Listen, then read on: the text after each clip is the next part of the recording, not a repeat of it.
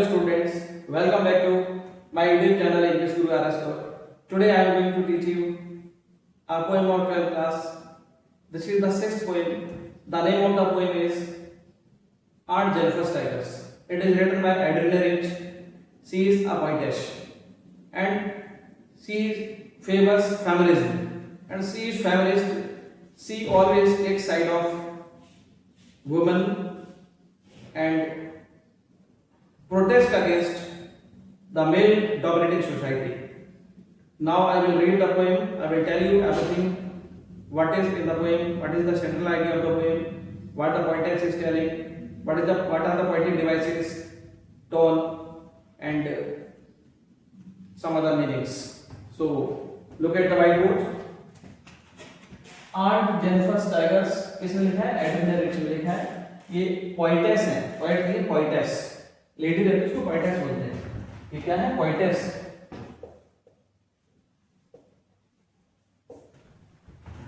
और ये फेमिनिस्ट है. तो इन्होंने आंट जेनिफर एक कैरेक्टर इसमें लिया है, इसलिए टाइटल दिया है आंट जेनिफर टाइगर. तो आंट जेनिफर है वो कैरेक्टर लिया उन्होंने. आंट जेनिफर के प्रति ये सिंपैथी फील करते हैं.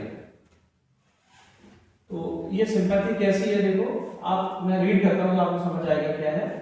Aunt Jennifer tigers spreads across a screen. Aunt Jennifer है वो किसी पैनल के ऊपर, स्क्रीन के ऊपर टाइगर बना रही है.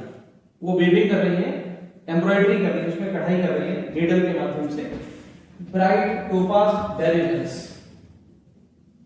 इसमें जो ब्राइट टोपाज डेरिवेशंस, ब्राइट का मतलब क्या है? शाइन करते हुए, वाइब्रेंट. ब्राइट का मतलब यहाँ पर किससे? वाइब्रेंट. एकदम ऐसे लग रहा है जैसे जीवित है, वाइब्रेंट. Bright topaz. टोपाज क्या होता है? एक येलो स्टोन होता है. टोपाज क्या होता है? Yellow stone. इसे डायमंड रहता है, टोपाज. Bright topaz denizens. जो टाइगर्स हैं जिनको बनाया जा रहा है उस पे, उनका कलर वो वाइब्रेंट है. और कैसा कलर है उनका? येलो कलर है, टोपाज जैसा कलर है. डेनिजन्स का मतलब क्या होता है? ज्वेलर्स. और डेनिजन्स मींस ज्वेलर्स. आपको मीनिंग्स ऐसे पूछे जा सकते हैं. What is the meaning of denizens in the given statement? What is the meaning of topaz? What is the meaning of bright here? Bright मतलब वाइब्रेंट. तो ऐसा लग रहा है कि जीवित हो, वाइब्रेंट लग रहा है, एनर्जेटिक लग रहा है. ठीक है ना? Of a world of green. Of a world of green का मतलब क्या है? ये डेनिजन्स होते हैं, ड्वेलर्स होते हैं, काफी निवासी होते हैं. टाइगर कहां पर रहता है? जंगल में रहता है. वर्ल्ड ऑफ ग्रीन में रहता है. फॉरेस्ट. वर्ल्ड ऑफ ग्रीन का मतलब यहां पर क्या है? फॉरेस्ट. फॉरेस्ट. ठीक है. और जो फर्स्ट लाइन इसमें जो प्रेंस लिखा है, प्रेंस का मतलब क्या होता है? जंप करना. जिस प्रकार से टाइगर चलता है, मतलब ऐसा नहीं कि एकदम सीधे आराम से चलता है, चुपचाप से बिल्ली की तरह से चला जाता है. ऐसा नहीं है. वो एक शाही तरीके से, रॉयल तरीके से चलता है, जंप करते हुए रेडर होकर चलता है. प्रेंस अक्रॉस ए स्क्रीन. ऐसा लग रहा है कि स्क्रीन से वो बाहर निकलने वाले हैं, जंप करके बाहर निकलने वाले, एकदम लाइव लग रहे हैं, वाइब्रेंट लग रहे हैं. ठीक है. तो आंट जेनिफर है अपने पैनल पर टाइगर की एम्ब्रॉयडरी कर रही है. फर्स्ट टू लाइंस का मीनिंग यही है. और उसमें ये बताया कि वो किस प्रकार की है? ब्राइट टोपाज डेनिजन्स है, मतलब टोपाज उनका कलर है. तो यहाँ पर एक इमेजरी है इसमें. जो पोएटिक डिवाइस है वो क्या है? इमेजरी है. क्योंकि यहाँ पर कल्पना हो रही है, हमारे सामने एक सीन निकल के आ रहा है ऐसा कि पेंटिंग बनी हुई है और उस पर टाइगर जंप कर रहे हैं, ऐसा हमारे सामने एक सीन आ रहा है. तो इसमें पोएटिस ने क्या यूज किया? इमेजरी यूज की है. इसको हम इमेजरी कहेंगे. They don't fear the man beneath the tree. और उसमें जो पेंटिंग है जो बनाई जा रही है, उसमें जो एम्ब्रॉयडरी हो रही है, उसमें कुछ मैन है वो ट्री के नीचे बैठे हुए हैं, उनसे वो डर नहीं रहे हैं. जो टाइगर है, they are fearless, they are brave, they are not feeling afraid of man. इंसान से वो नहीं डर रहे हैं. मतलब इंसान से उनको ज्यादा पावरफुल दिखाया है, ज्यादा बहादुर दिखाया जा रहा है इसमें. They don't, they means tigers, they don't fear the man beneath the tree. beneath is under. beneath एक प्रीपोजिशन होता है पेड़ के नीचे. उसमें जो लोग बैठे हुए हैं उनसे वो टाइगर्स नहीं डर रहे हैं और वहां से वो बहादुरी से निकल रहे हैं. They pace in sleek chivalric certainty. और वो कैसे निकल रहे हैं वहां से? स्लीप, फास्ट निकल रहे हैं. पेस उनकी जो स्पीड है वो फास्ट है। शिवल्डरिंग सर्टेनिटी, शिवल्डरिंग का मतलब है पूरी बहादुरी के साथ, शिवल्डरिंग का मतलब ब्रेवरी, और सर्टेनिटी का मतलब कॉन्फिडेंस, पूरे कॉन्फिडेंस, पूरे कॉन्फिडेंस के साथ बहादुरी से वहां से निकल रहे हैं, फास्ट मूव करते हैं।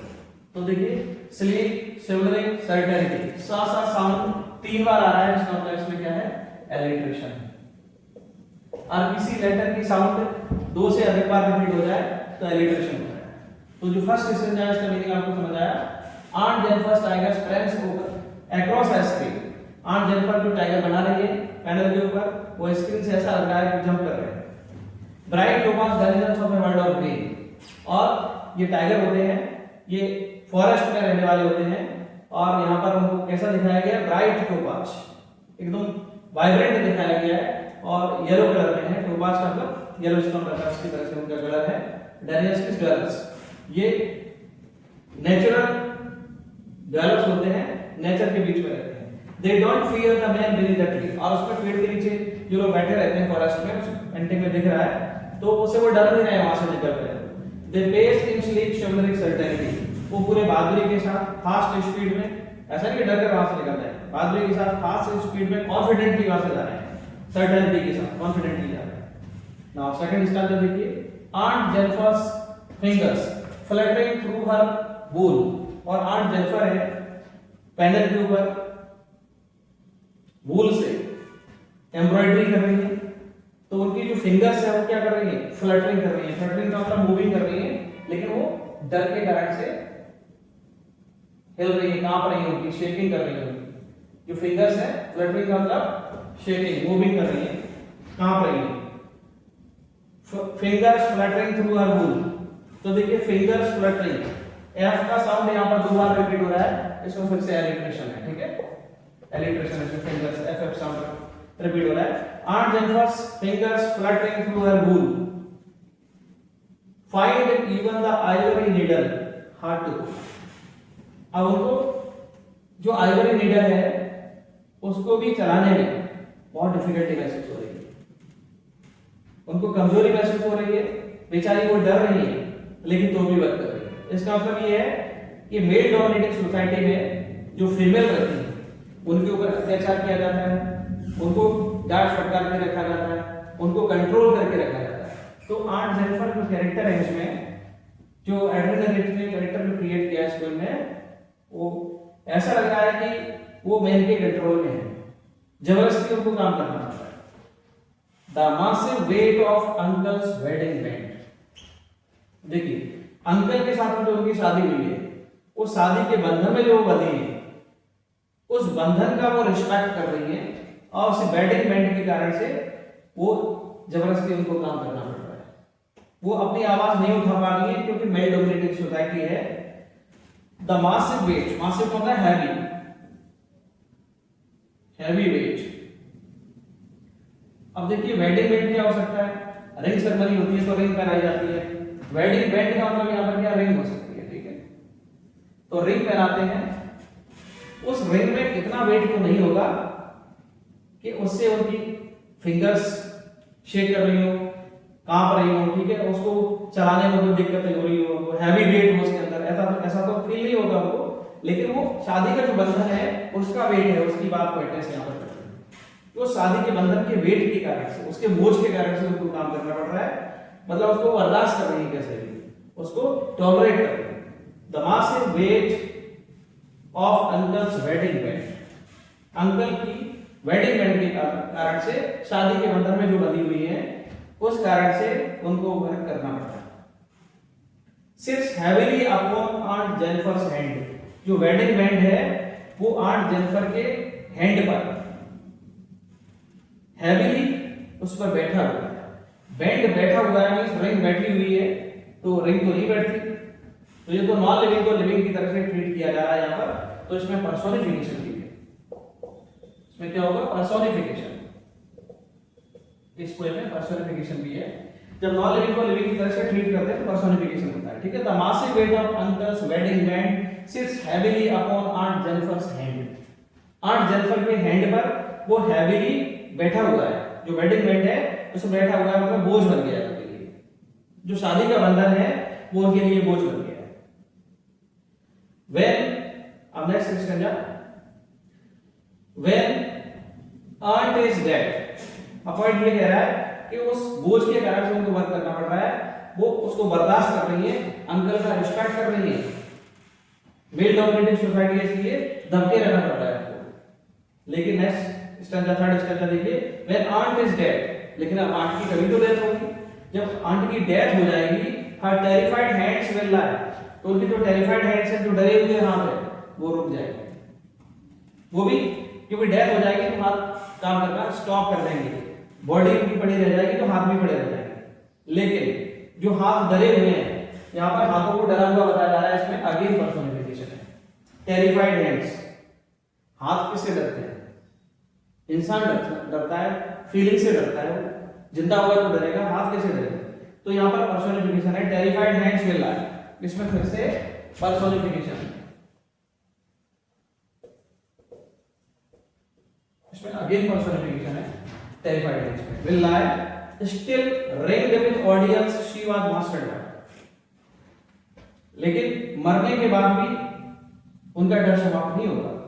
When aunt is dead, her terrified hands will lie, वो हाथ काम करना बंद कर देंगे, पड़े रह जाएंगे बॉडी के साथ में। Still ringed with audience, audience का मतलब क्या होता है? जिसको बोलते हैं बिटर फीलिंग्स। ऑडियंस का मतलब क्या है? Bitter feelings. लाइफ में जो बड़े अनुभव हुए हैं वो बिटर फीलिंग्स, ऑडियंस।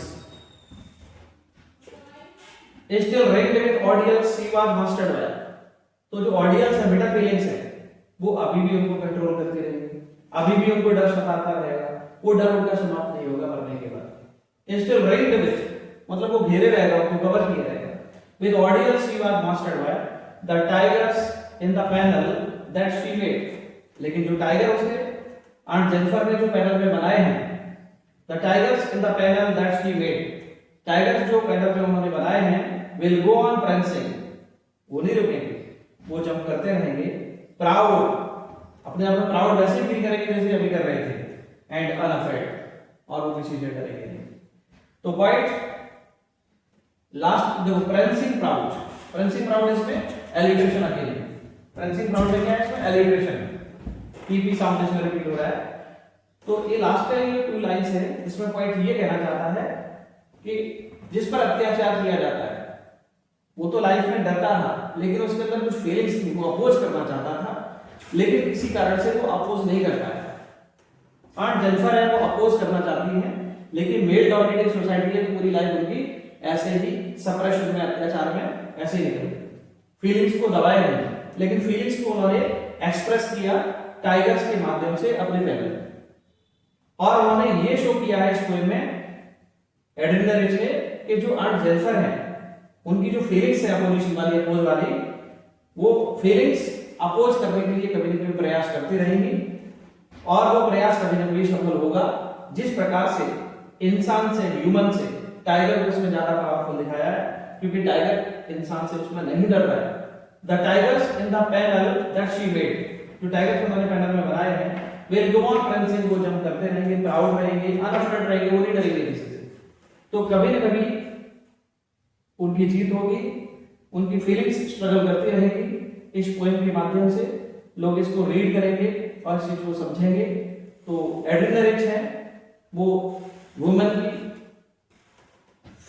जो फीमेल जेंडर है, फीमेल्स लड़ाई लड़ रही है, प्रोटैगनिस्ट है, उनका अपोजिट इंसान जो मेन है, मेन डोमिनेटेड सोसाइटी है, मेल डोमिनेटेड सोसाइटी है, उसका वो अपोज करती है। और वो इस पोएम के माध्यम से कहना चाहती है कि जो सप्रेशन, ऑपरेशन, जो अत्याचार हो रहा है वुमेन के ऊपर, उसको स्टॉप किया जाना चाहिए, और वो लेडीज को फेवर कर रही है, वुमेन को फेवर कर रही है इस पोएम में।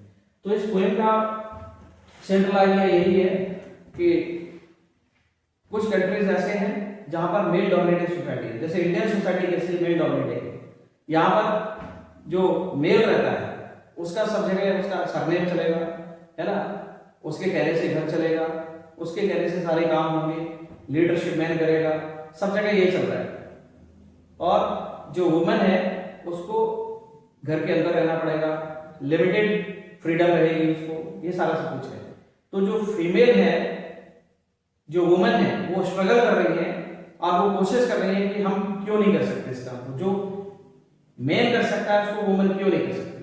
तो वो भी उनके अंदर ये फीलिंग आती है, स्ट्रगल चल रहा है तो वो अपनी फीलिंग्स को एक्सप्रेस कर रही है कहीं ना कहीं, और वो भी आगे बढ़ने की कोशिश कर रही है। इसी प्रकार से आंट जेनिफर है, वो शादी के बंधन में बंधी हुई है, मेल डोमिनेटेड सोसाइटी में है, तो स्ट्रगल उनका जारी था, लेकिन वो स्ट्रगल उनका मेल डोमिनेशन के कारण से आगे नहीं आ पाया, तो उन्होंने अपने पेंटिंग के माध्यम से उन्होंने एक्सप्रेस कर दिया है। तो ये पोएम आपको समझ आ गई होगी। इसमें मैं आपको टोन और बता देता हूँ, टोन क्या है। तो टोन तो इसमें ये है, पहले तो जो पोएम में सैड फीलिंग्स को डिस्क्राइब किया गया है, तो इसमें सैड टोन हो जाएगी, सैड या सोम्बर टोन कह सकते हैं, सैड टोन।